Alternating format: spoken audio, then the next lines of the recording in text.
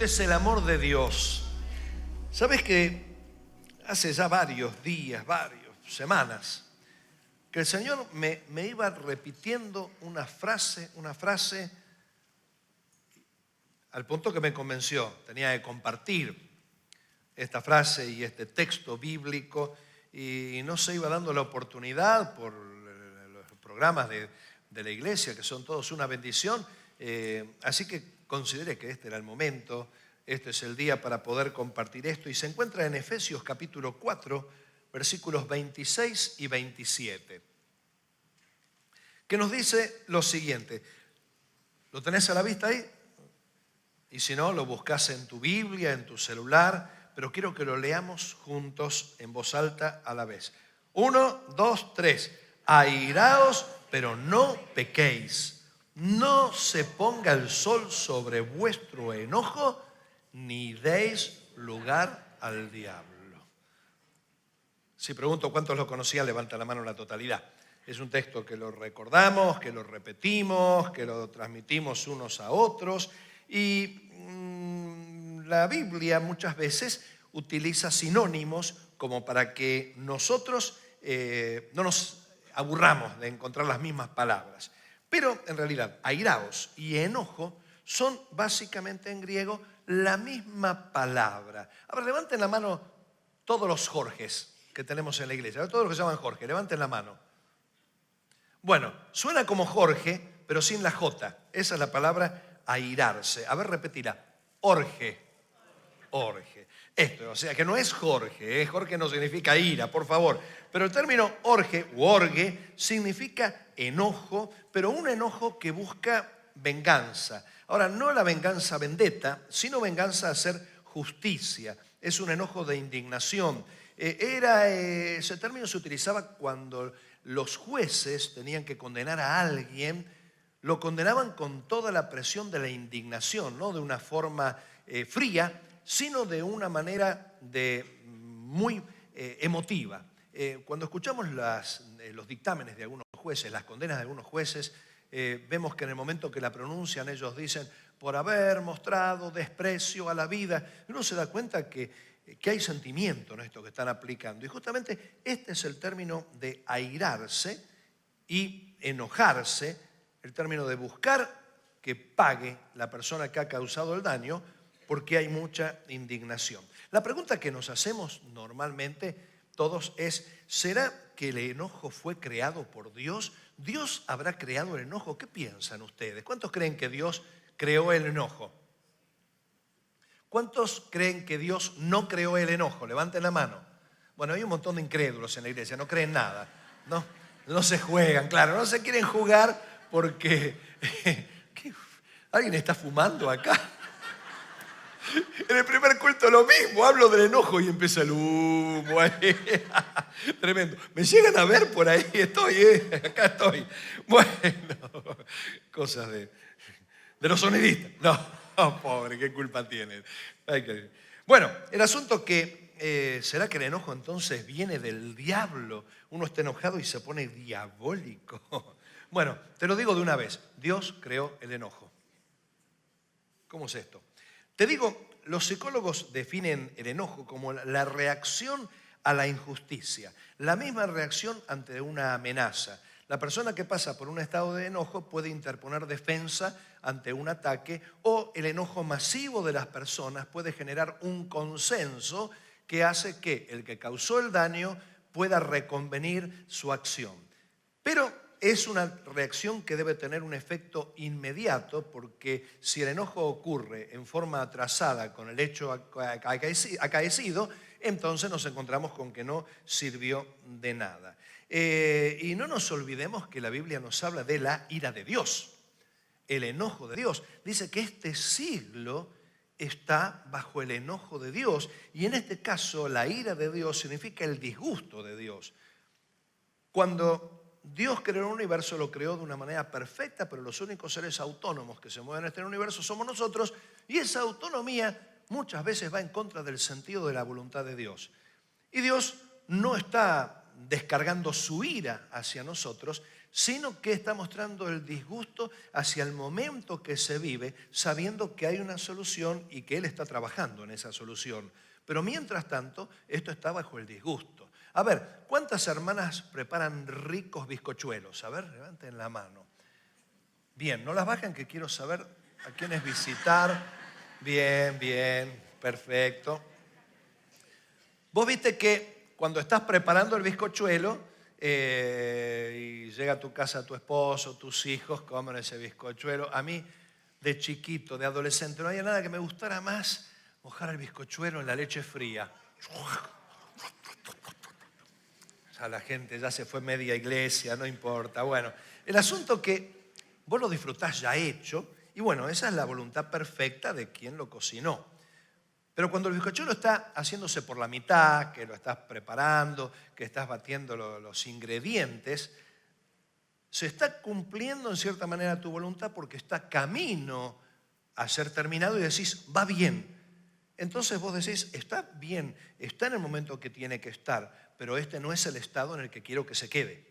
Bueno, esta es un poco la idea de la ira de Dios, el disgusto de Dios, pero muchas veces la Biblia habla de ira de Dios como la respuesta enérgica de Dios frente a alguna acción que Dios no quiere que se perpetúe. Entonces muchas veces Dios interviene enérgicamente y esto es lo que en los escritos bíblicos se reconoce como la ira de Dios. Pero hay algo interesante en todo esto, que la ira fue creada en el ser humano para que podamos manifestar disgusto ante una injusticia y de esta forma no precipitarnos ante una injusticia generalizada. Muchas veces sirve para detener la injusticia, el enojo. Y acá está lo interesante. Para nosotros los argentinos y para la mayoría de las personas de habla hispana, el término coraje significa valentía. Cuando uno dice esto sí que es corajudo, ¿no? Uno dice esta persona le hace frente al miedo. Pero en algunos países de Centroamérica, cuando una persona se llenó de coraje, quiere decir que se enojó y que se enojó feo. Una vez hablando con un grupo de hermanos de ese país, dijeron, sí, y fulano de tal se llenó de coraje. Y yo, qué bien. No, qué bien, qué mal. Hizo esto. Ah, no, qué mal. Bueno, así que un corajudo sería un iracundo descabellado y no sé cuántas cosas más, ¿no? Es decir, el enojo muchas veces hace que uno tome coraje para hacer frente a condiciones que no son las correctas. Según lo que Pablo nos dice aquí, en este contexto, en ese segundo de reacción, la ira es permisible, pero no aconsejable. ¿Entendés lo que te quiero decir? Es decir, en ese segundo de reacción en el que uno puede frenar lo que considera injusto o mal, donde se indigna y ejerce alguna acción, el apóstol Pablo dice, bueno, es permisible, pero no lo estoy aconsejando. Porque ese momento de ira nos permite defendernos o defender de alguna situación. Así que si pudiéramos nosotros construir una frase a la nuestra de lo que Pablo dijo, es, pueden llegar a enojarse, pero no permitan que el enojo les dure. Esta es la idea. ¿Por qué? Bueno, el enojo, aunque sea en un instante, tiene efectos inmediatos en el cuerpo. Había leído hace días atrás, no sé cómo llegué, me viene periódicamente noticias de un espacio de información general, no sé, uno de esos tantos que a veces piden mail para una propaganda, algo, no sé. El asunto que me llegan siempre informes, curiosidades, cosas, y dicen que han hecho un estudio que 1 minuto de enojo hace que bajen tus defensas inmunitarias 4 horas. Algunos ya se levantan inmediatamente de la iglesia, me voy a casa, ¿no? A ver si me contagio qué sé yo, de resfrío, ¿no? Es interesante, pero entre los efectos que desde hace mucho tiempo se conocen entre los médicos es que el enojo aumenta la presión sanguínea porque uno se prepara para actuar, para reaccionar, entonces la presión hace que los músculos tengan suficiente irrigación. Y con el tiempo, ese aumento de la presión sanguínea va deteriorando las arterias. ¿Cuántos usaron globos en sus cumpleaños? ¿Viste los globos? Al otro día, ¿viste cómo queda el globo de cumpleaños? Queda una cosa toda arrugada, así. Bueno, así están algunos de ustedes después de ayer, de haber trasnochado, ¿no? Todos medio caídos con la lluvia. Bueno, cuando las arterias tienen demasiada presión, de pronto empiezan a quedar medio así. Y eso lo deteriora. Imaginás una persona iracunda, el que fácilmente se enoja comete locuras, dice Proverbios. Otra de las acciones, se acelera la respiración, se eleva el pulso cardíaco. Esto hace que el corazón bombee con más intensidad y se genere taquicardia, porque nos prepara para la acción. Otra de las consecuencias del enojo de manera inmediata, aumenta la producción de sustancias químicas como la adrenalina, lo que altera el equilibrio natural del cuerpo.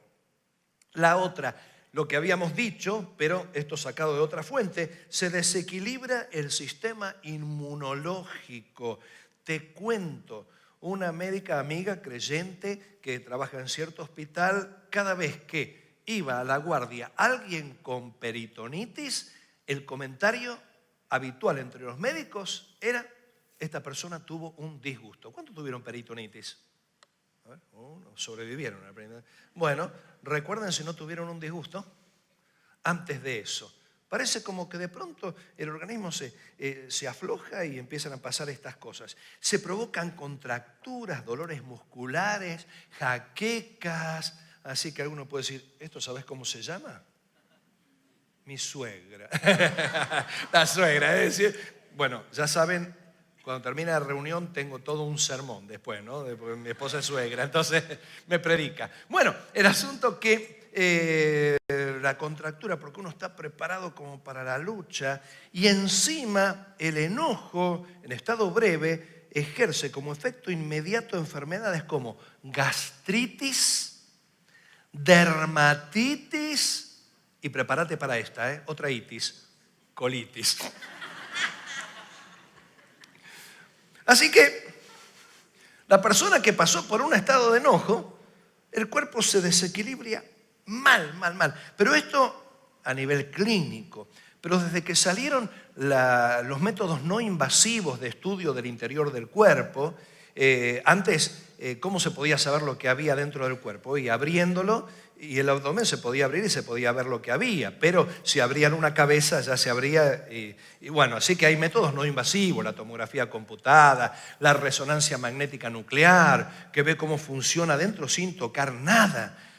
A varios les han hecho resonancia magnética nuclear y la buena noticia es que le dicen, no se preocupe, no tiene nada. Pero puede ser una mala noticia, no tiene nada en la cabeza. Uno dice, bueno, estoy frito, ¿no? Me vaciaron el cerebro. Bueno, pero ¿qué indican las neurociencias que estudian justamente las acciones del cerebro? Dicen que el enojo prolongado produce o hace que el cerebro produzca ciertas sustancias que desequilibran el resto del organismo, pero por muchísimo tiempo, ocasionando aún serias enfermedades. Esto es lo que nos dice la ciencia, pero la Biblia, escrita cuando no se sabía lo que era una resonancia magnética, lo que no era una neurociencia, lo que era un médico clínico, no se sabía, Pablo dice que no se oculte el sol sobre vuestra ira, que no hagan durar el enojo. Por lo tanto, podemos llegar a enojarnos sin pensarlo, porque es una reacción refleja, casi inmediata, pero no pensemos en enojarnos. Podés enojarte sin pensarlo, pero no pienses en enojarte. No permitas que el enojo perdure, porque esto significa darle lugar al diablo, porque dice, ni deis lugar al diablo. Ahora, ¿qué significa esta expresión, ni deis lugar al diablo? La palabra que se traduce como lugar es la palabra griega topos. Y esa palabra topos es la palabra que sirve de raíz para, por ejemplo, topografía. Que uno dice, ¿qué es la topografía? Bueno, la topografía es la ciencia de volcar sobre un plano el relieve de un terreno, la superficie de un terreno, porque topo significa terreno, tierra. espacio. Así que cuando dice ni deis lugar al diablo, está diciendo no le cedan terreno al diablo. Hace algunos años atrás, la iglesia había tenido un énfasis casi desmedido en los demonios. Se hablaba más del diablo que de Dios. Hasta había cultos, ¿no? Que estaba el espacio publicitario del diablo, donde ese era el momento en el que el diablo podía manifestarse para que lo echen fuera. Después ya no. En ese momento, bueno, ahí se tenía que manifestar y hablar y gritar. En otro momento buscaban un par de ursos ujieres que se los llevaran calladito, pero en ese momento sí podía gritar y todo para que se manifieste y lo puedan sacar, ¿no? Pero en este caso, Pablo no está preocupado por lo que el diablo pueda llegar a ser. Porque este es el gran problema de las teologías del diablo, ¿no? Hay gente que se concentra más en lo que el diablo podría hacer, y esto es llenarse de miedo. En realidad, Pablo acá no está enfocando en lo que el diablo puede hacer, sino lo que nosotros deberíamos hacer para no darle lugar al diablo. Es decir, el problema no está en lo que el diablo haga, porque vos no podés impedir que el diablo haga lo que quiere hacer, pero vos podés impedir que el diablo te haga algo cuando tomás algunas medidas. Y ahí Pablo está diciendo, no le cedas terreno al diablo. Ahora, ¿cómo uno puede cederle terreno al diablo? En primer lugar, le cedemos terreno al diablo cuando ejercitamos nuestra propia justicia. La Biblia nos dice que nuestras justicias, esto lo dice Ezequiel, son semejantes a trapo de inmundicia. ¿Vos viste un trapo sucio alguna vez? Que vos lo ves, qué asco esto, ¿por dónde lo pasaron este trapo? Y lo agarrás así, ¿no? El trapo sucio. Bueno, nuestra justicia, lo que nosotros creemos que es sublime, para Dios es nauseabunda. Porque nuestras justicias son muy parciales, porque nuestras justicias son muy mezquinas en muchos sentidos. Y cuidado, no estoy hablando de la persona malintencionada, estoy hablando de la persona bien intencionada. Yo tengo 4 nietos maravillosos, los amo. Bueno, se me llena la boca de hablar de mis nietos, ¿no? Y hay veces cuando los veo me dan unas ganas de apretarlos juntos como un ramillete. Y tenerlos, llenarlos de besos, son lo más lindo que hay. Pero de vez en cuando, algunos en especial los más chiquitos, empiezan a desarrollar su propia justicia. No que uno saca al otro, no, pero yo lo había pedido, no, pero es mío, no, pero a mí me gusta. Y empiezan, y hay momentos que no alcanzan las palabras y vienen las trompadas, ¿no? Que uno le pega el manotazo, que otro se la devuelve. Y en ese momento me dan ganas de apretarlos y seguirlos apretando y seguirlos apretando, ¿no? ¿Será que uno es el malo y el otro es el bueno? Cada uno está sinceramente convencido de su propia justicia. Pero ninguna de las dos justicias, en el caso de que haya dos partes, es la justicia justa, porque los que somos autoridad sobre los pequeños nos damos cuenta que son justicias parciales que no alcanzan y que no satisfacen. Por eso nuestras justicias humanas no tienen nada que ver con la justicia de Dios. Santiago lo dice de una forma tan clara en el capítulo 1, versículos 19 al 20. Dice, por esto, mis amados hermanos, todo hombre sea pronto para oír, tardo para hablar, tardo para irarse, y otra vez utiliza el término orge. Porque la ira del hombre, como decía, no opera, ¿qué cosa? La justicia de Dios. ¿Te acordás que la ira, el enojo, era la reacción ante la injusticia que lleva a que el ser humano se indigne y actúe para frenar, detener, defenderse de la injusticia, revertirla en algún caso? Nuestras justicias de ninguna manera coinciden con la justicia de Dios. A veces nosotros queremos aleccionar a las personas para que aprenda. ¿Para que aprenda qué? Queremos tirarle alguna, ¿no? Esto, no lo digo por vos, pero es una forma de hacer nuestra propia justicia. Jesús enseñó que son bienaventurados los que tienen hambre y sed de justicia, porque ellos serán aplastados, porque ellos serán ignorados, porque ellos serán. ¿Lees o no lees la Biblia? Bienaventurados los que tienen hambre y sed de justicia, porque ellos serán saciados. ¿Qué es hambre y sed de justicia? Lo digo hasta el cansancio, porque me encanta. No significa ser justiciero. Tengo hambre de justicia, tengo sed de justicia. No, eso no, ser justiciero. El justiciero se sacia de su propio concepto de justicia. ¿Alguna vez tuviste hambre? Y son las 12 menos 2 minutos, sí, ahora, ya lo sé, no te preocupes, en 4 horas termino. ¿Alguna vez tuviste sed? Bueno, los que tienen hambre y sed de justicia son los que no recibieron justicia, los que se quedaron con las ganas, los que no ejercieron su justicia. Bienaventurados los que se quedan con las ganas de hacer justicia, porque ellos serán saciados.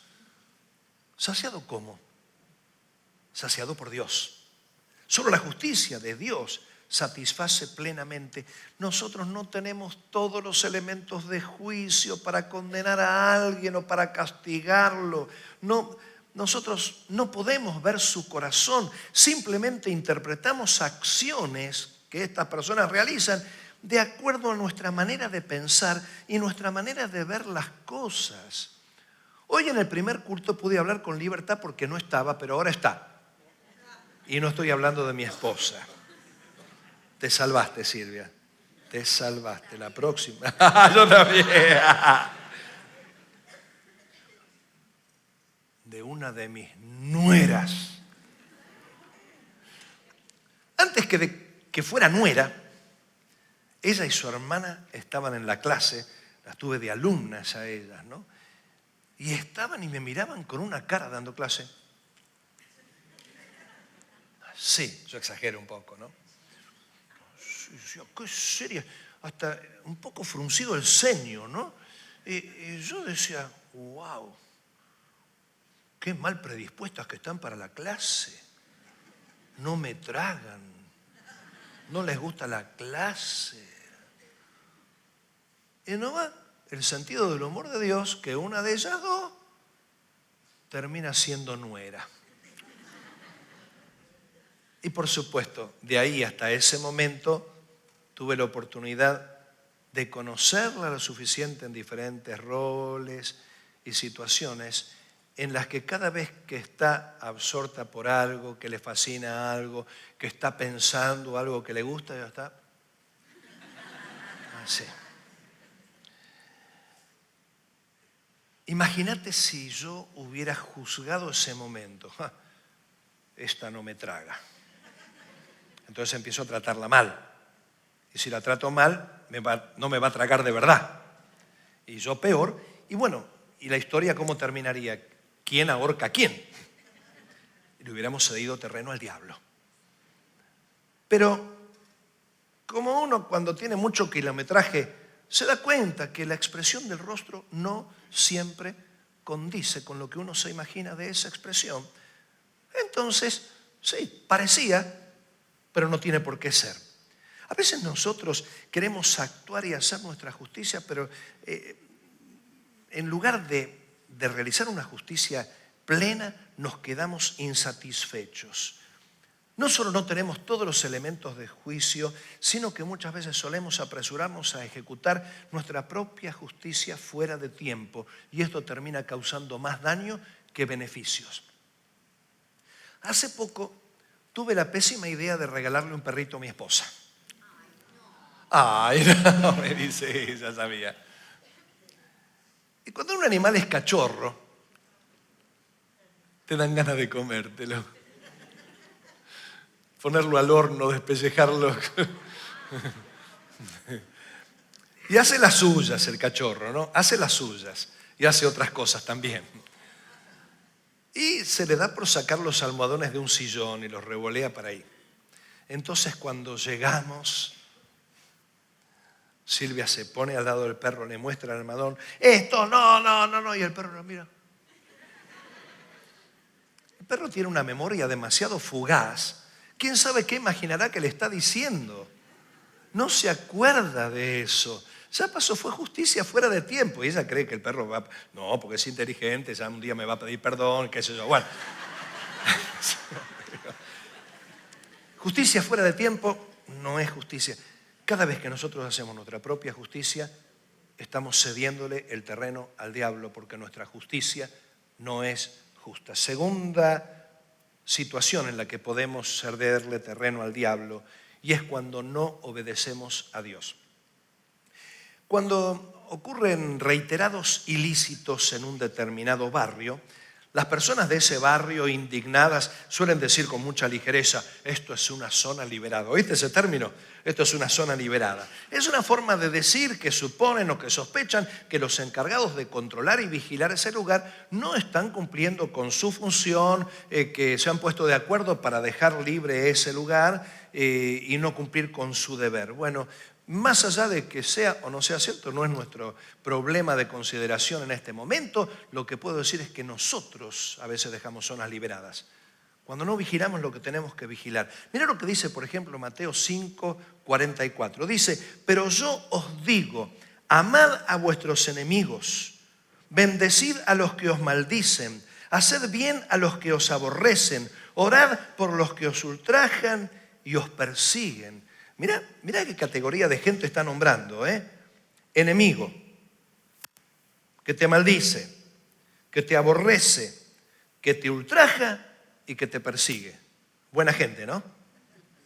¿Y qué tenés que hacer con ellos? Amarlo, bendecirlo, hacerle bien y orar. ¿Cuándo fue la última vez que oraste por alguien que te causó un disgusto? Ayer. Sí que oraste, que descienda fuego del cielo y lo reviente. Qué buena oración, ¿no? No está hablando de eso. Cuando no oramos por quienes nos persiguen, estamos dejando sin control, fuera de nuestro deber, fuera de nuestra vigilancia, un aspecto importante de nuestra vida. Y ahí se mete el diablo. Necesitamos hablar más seguido con el juez que actuar de jueces. A veces queremos actuar de jueces y no hemos tenido ni una comunicación con nuestro juez. A veces es nuestra falta de confianza en el Señor.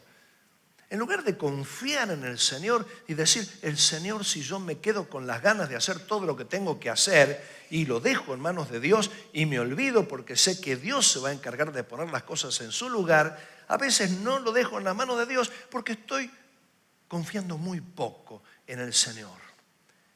Entonces, se lo dejo en el Señor, pero se lo tomo, se lo arrebato y empiezo a actuar a mi manera. Y cuando yo actúo a mi manera, no estoy actuando conforme a la verdad, no estoy actuando conforme a la luz, sino conforme a la mentira, conforme a las tinieblas. Y esto es cederle terreno al diablo.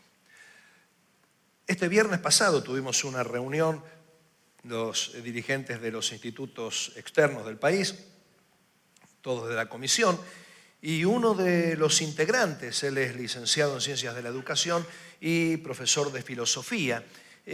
Cuando estaba estudiando en la facultad, en la universidad, Filosofía, entonces tenía una profesora que totalmente agnóstica, enojada con Dios, revolucionaria y un montón de cosas, y sabía que era creyente y lo tenía entre ojos. Y siempre le daba con todo.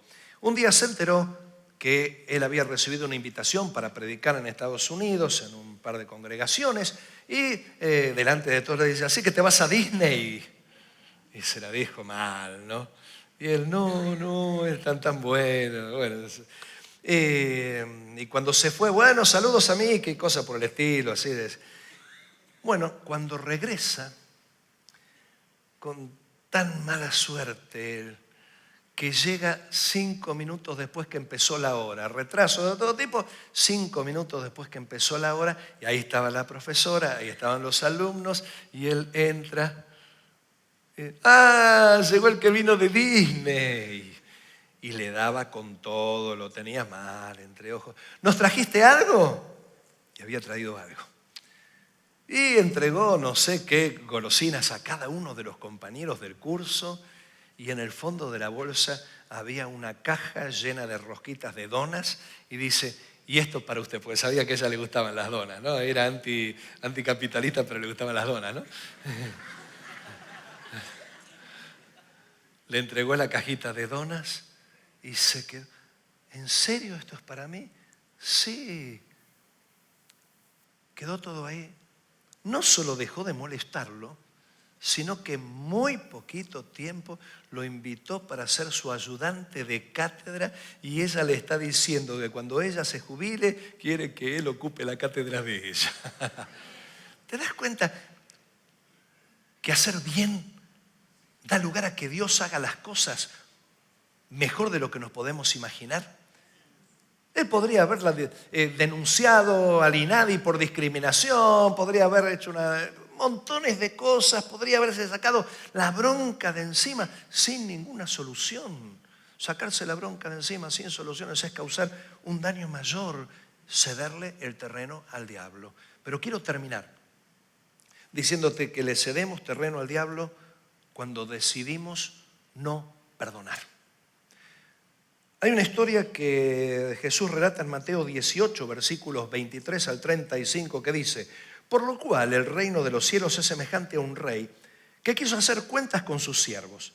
Y comenzando a hacer cuentas, le fue presentado uno que le debía 10.000 talentos. El talento era el valor de moneda más grande que había, la denominación monetaria más grande que había en ese tiempo. Con un talento de ese tiempo, hoy aproximadamente se compraría una casa. ¿Cuántos quieren comprarse una casa? ¿Y por qué no te la compras? Tenés la tarjeta de crédito ahí, listo. No es fácil, ¿no? No es fácil, no se accede a un crédito porque son créditos a largo plazo, así que no podés. Bueno, este debía el equivalente a 10.000 casas. A este, como no pudo pagar, ordenó su señor venderle como esclavo y a su mujer e hijos y todo lo que tenía para que se le pagase la deuda, lo que correspondía según la ley de ese tiempo. Entonces aquel siervo, postrado, le suplicaba, pedazo de cara dura, eso lo digo yo, no la Biblia, diciendo: Señor, ten paciencia conmigo y yo te lo pagaré todo. 10.000 casas. Alguien te dice: sí, te debo 10.000 casas, te lo voy a pagar todo. Te dan ganas de matarlo encima. El señor de aquel siervo, movido a misericordia, le soltó y le perdonó la deuda. Pero saliendo aquel siervo, halló a uno de sus consiervos que le debía 100 denarios y haciendo de él le ahogaba diciendo: págame lo que me debes. Entonces su consiervo, 100 denarios, ¿sabes lo que es? 100 jornadas de sueldo, es decir, 3 meses de sueldo. ¿Se pueden pagar 3 meses de sueldo? Sí, con un poco de paciencia. Pero este no tuvo ni paciencia ni misericordia. Dice, mas él no quiso, sino fue y le echó en la cárcel hasta que se le pagase la deuda. Viendo sus consiervos lo que pasaba, se entristecieron mucho y fueron y refirieron a su señor todo lo que había pasado. Entonces, llamándole su señor, le dijo: siervo malvado, toda aquella deuda te perdoné porque me rogaste. ¿No debías tú también tener misericordia de tu consiervo como yo tuve misericordia de ti? Entonces su señor, enojado, le entregó a los verdugos hasta que pagase todo lo que le debía. Esa historia es tremenda, pero mira cómo termina Jesús. Así también mi Padre Celestial hará con vosotros si no perdonáis de todo corazón cada uno a su hermano sus ofensas. La palabra verdugos está traducida así con este equivalente, pero el significado literal es atormentadores. Personas que propinan castigo, torturadores. Y acá viene lo interesante. No es que el amo se transformó en verdugo, sino que lo entregó como diciendo: yo me desentiendo de esta persona, entiéndanse ustedes. Cuando nosotros no perdonamos, tomamos la causa en nuestras manos impedimos que el Señor intervenga en nuestro problema, esto significa que seguimos teniendo el problema en nuestras manos. Y si lo dejamos al Señor fuera de nuestro pleito, estamos dejando el terreno libre porque el diablo va a lo que no tiene dueño. Le cedemos el terreno al diablo. Pero ¿sabes cuál es el problema? Cuando vos no perdonás, al quitarle tu causa al Señor, el Señor te deja abandonado con tu causa y quedás en manos de los verdugos, los atormentadores. No hay peor tormento que no perdonar. Varias veces conté esta historia real. Dos amigos que estuvieron juntos en la Segunda Guerra Mundial cayeron prisioneros juntos porque eran del mismo batallón, la sufrieron juntos, corrieron peligro de muerte juntos. Finalmente Alemania pierde la guerra y vuelven a sus casas. Uno de ellos, por el frío, había perdido sus piernas y por un tiempo se comunicaban y después, por cosas de la vida, fueron pasando los años y perdieron las noticias el uno del otro hasta que por fin se reencontraron después de muchos años. El reencuentro fue maravilloso. Se rieron, lloraron, se contaron la vida. Y en esos momentos de silencio que quedan entre una conversación y otra, uno de ellos le pregunta al que le faltaban las piernas, le dice: ¿y los perdonaste? Y él dice: ¿a quiénes? A los nazis. Se le endurecieron las facciones, se le arrugaron sus ojos y dijo: no, los odio con todas mis fuerzas. Y el compañero dice: quiere decir que todavía estás en el campo de concentración. Porque cuando uno recuerda al que le hizo daño, uno vuelve a sentir la misma sensación del daño. Cuando uno masca aquella situación desagradable, empieza a sentir ese mismo sabor desagradable. Cuando uno no perdona, está atormentado. Dios no puede hacer nada, pero queda librado uno a sus propios tormentos. Cuando no perdonamos, quedamos estancados en nuestra vida personal. No podemos desarrollarnos porque ese tormento nos impide disfrutar la vida. No progresamos en nuestras relaciones porque ese tormento nos vuelve tan sensibles que afectamos las relaciones con malas reacciones. Cuando recibimos para nosotros el tormento de la falta de perdón, no progresamos en nuestros proyectos porque nos autosaboteamos pensando que va a volver el daño que en algún momento recibimos. Le cedimos terreno al diablo. Caímos en sus manos y estamos siendo atormentados.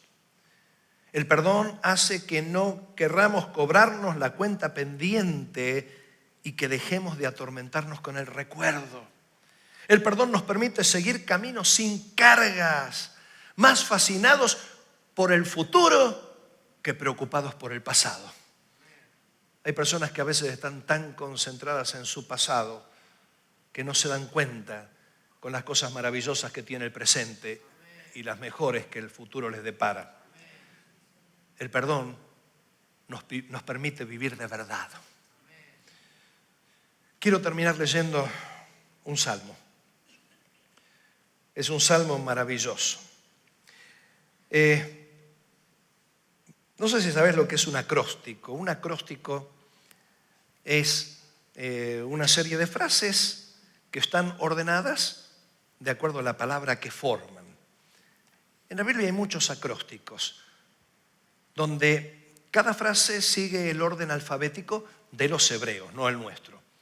Y los hebreos tienen 22 letras en su alfabeto, y hay un salmo que dice una verdad que empieza con la letra del alfabeto del orden que va correspondiendo, como si empezara con la A y terminara una frase empezando con la letra Z. Es el Salmo 37, que dice más o menos en otras palabras lo que nosotros venimos oyendo en esta mañana. No te impacientes a causa de los malignos, ni tengas envidia de los que hacen iniquidad, porque como hierba serán pronto cortados, y como la hierba verde se secarán. Confía en Jehová y haz el bien, y habitarás en la tierra y te apacentarás de la verdad. Deleítate a sí mismo en Jehová, y Él te concederá las peticiones de tu corazón.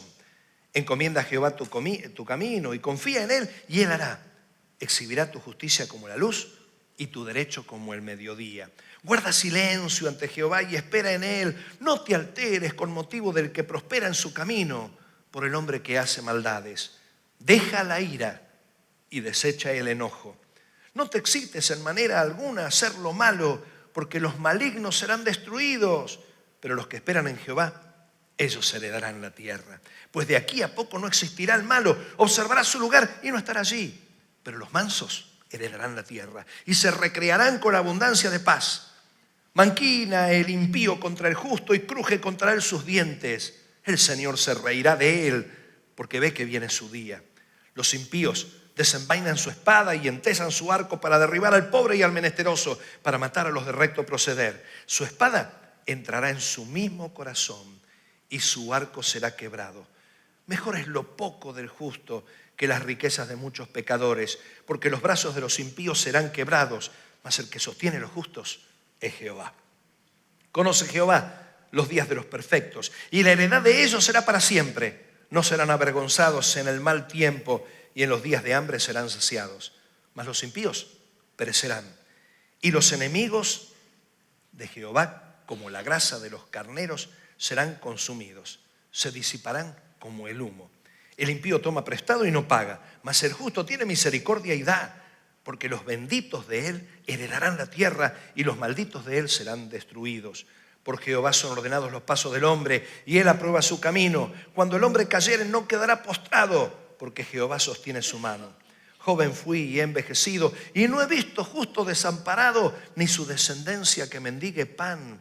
En todo tiempo tiene misericordia y presta, y su descendencia es para bendición.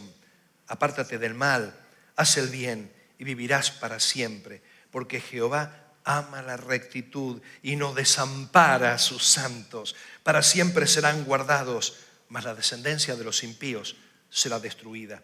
Los justos heredarán la tierra y vivirán para siempre sobre ella. La boca del justo habla sabiduría y su lengua habla justicia. La ley de su Dios está en su corazón, por tanto sus pies no resbalarán. Acecha el impío al justo y procura matarlo. Jehová no lo dejará en sus manos, ni lo condenará cuando le juzguen. Espera en Jehová y guarda su camino, y él te exaltará para heredar la tierra. Cuando sean destruidos los pecadores, lo verás. Vi yo al impío sumamente enaltecido, que se extendía como laurel verde, pero él pasó y aquí ya no estaba. Lo busqué y no fue hallado. Considera al íntegro y mira al justo, porque hay un final dichoso para el hombre de paz. Mas los transgresores serán todos a una destruidos. La posteridad de los impíos será extinguida, pero la salvación de los justos es de Jehová, y Él es su fortaleza en el tiempo de la angustia. Jehová los ayudará y los librará. Los libertará de los impíos y los salvará por cuanto en Él esperaron. Airaos, pero no pequéis. No se ponga el sol sobre vuestro enojo, ni deis lugar al diablo. En un momento de susto, en un momento de sobresalto, podés reaccionar. Es una acción refleja, no pasa por tu mente y es el momento. Pero ¿qué vas a hacer después? ¿Vas a seguir mascando el enojo? ¿Vas a seguir maquinando? ¿Vas a seguir planeando?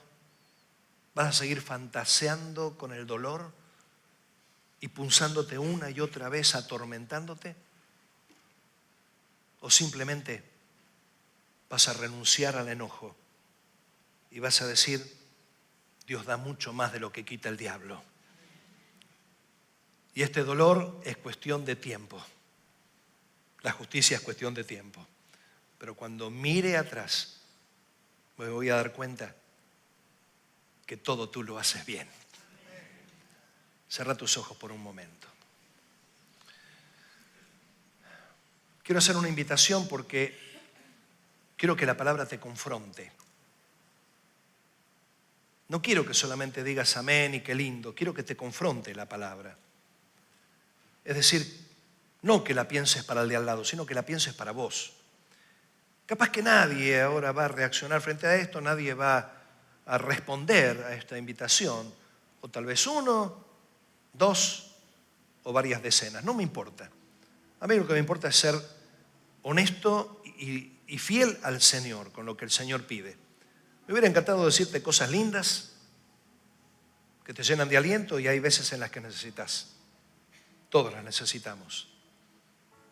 Pero hace varias semanas que el Señor me viene hablando, ni deis lugar al diablo. Tu enojo prolongado le cede terreno al diablo. Hoy quiero invitar a todos los que están con un enojo. Si tenés un enojo de los últimos 3 segundos, no me preocupa. Lo podés resolver. Pero si tu enojo dura más de 1 hora, 2 horas, varios días, varias semanas, varios meses, es hora que tires esa mochila y que digas: no le voy a dar más lugar al diablo. Sacarte el enojo, desechar el enojo, sacar el enojo, desechar la ira, porque eso no le permite actuar a Dios. Por ahí vos estás esperando como Jonás que le caiga fuego a Nínive. Y por ahí Dios la hace mejor, el arrepentimiento de los ninivitas. Si hoy tomás conciencia que estás pasando por una situación de enojo y ya no querés darle más lugar al diablo, sino decir: Señor, este es tu problema, yo sigo adelante porque tenés una vida muy fascinante para mí. Es la oportunidad para que lo hagas. Cristo te perdonó de mucho más, una deuda eterna. Y vos estás llorando por una deudita chiquita que si te la pagaban no hubieras podido compensar la deuda que tenías con Dios. Dios te perdonó mucho más. Todos aquellos que hoy son conscientes que están enojados y dicen: hoy le pongo punto final a mi enojo. Esto es tu decisión. Todos los que quieren tomar esta decisión los invito a que se pongan de pie. No te pongas de pie si no tenés un enojo concreto. Este es el momento que sueltes, este es el momento que perdones, este es el momento que lo entregues en manos del Señor, este es el momento que salgas de aquí libre, con gozo, con victoria en tu vida. Padre querido, sos un Dios de perdón. Pagaste lo que nosotros te debíamos, lo pagaste no de tu bolsillo, de tu seno, de donde vino Jesús, Dios hecho carne. Ni todo lo que tenemos ni lo que nos deben hubiese compensado la deuda que tenemos con vos, pero vos lo hiciste por amor y nos estás ofreciendo actuar como vos. Hoy, Señor, todos aquellos que están conscientes de un enojo de larga duración, se pusieron en pie como una acción simbólica de renunciar a este enojo. Señor, que puedan sentir la libertad del perdón, la libertad de la confianza, la libertad de la obediencia, pero sobre todo la libertad de saber que tu justicia es la mejor de todas. ¿Para qué ocuparse de lo que vos te ocupás mejor que nadie? Señor, te pido que bendigas a cada uno y que le permitas tener esa vida de libertad para que nunca más se regrese a buscar ese enojo que dejó tirado. Gracias por todo, Señor, en el nombre de Jesús. Amén. Que Dios te bendiga y tengas una hermosa semana. Y acordate, nunca te quedes enojado.